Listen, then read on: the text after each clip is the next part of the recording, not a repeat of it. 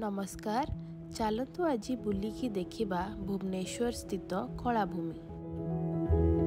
एई देखंतु पत्थर रे तैयारी होइथिबा सुंदर गछटिको सिंगरे तैयारी होइथिबा जिनिस आउ एइठी देखंतु विभिन्न प्रकारर पाछिया पित्तल रे तैयारी होइथिबा हंडा हांडी कंसारे तैयारी होइथिबा विभिन्न प्रकारर पात्र विभिन्न प्रकारर दीप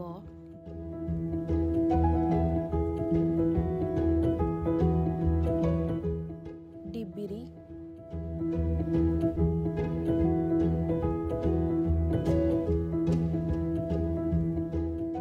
बाजा और झांझ कटक प्रसिद्ध रूपा तारकसी कामर बोईत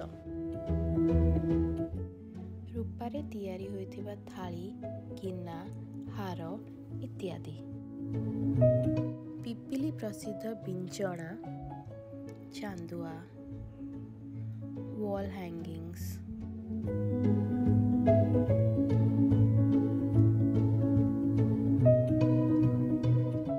एक स्ट्रॉ पेंटिंग कहती। चलतु या विषय रे पचारि बुझिबा।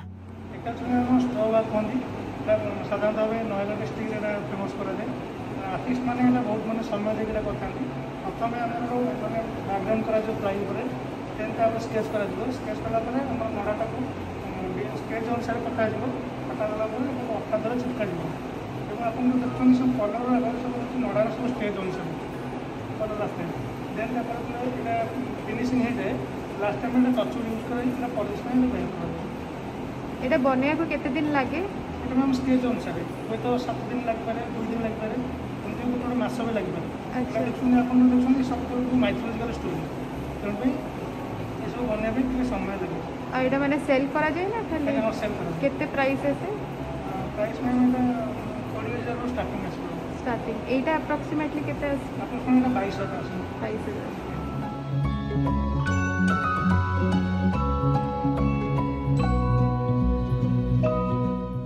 जगन्नाथ को प्रसिद्ध खंडुआ पाट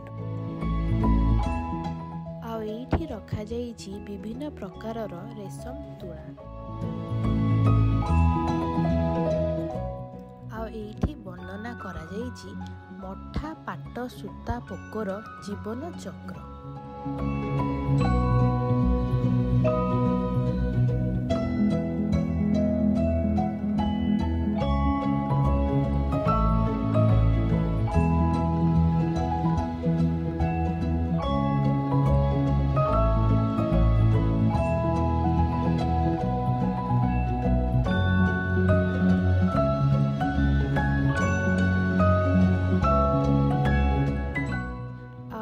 देखिपारे हाथ बुणा शाढ़ीर जंत्र आठी रखा जाइछि विभिन्न प्रकारर वाद्य जंत्र विश्व प्रसिद्ध 3 ठाकुरंक रथ डिस्प्ले रे अछि संबलपुरी साड़ी।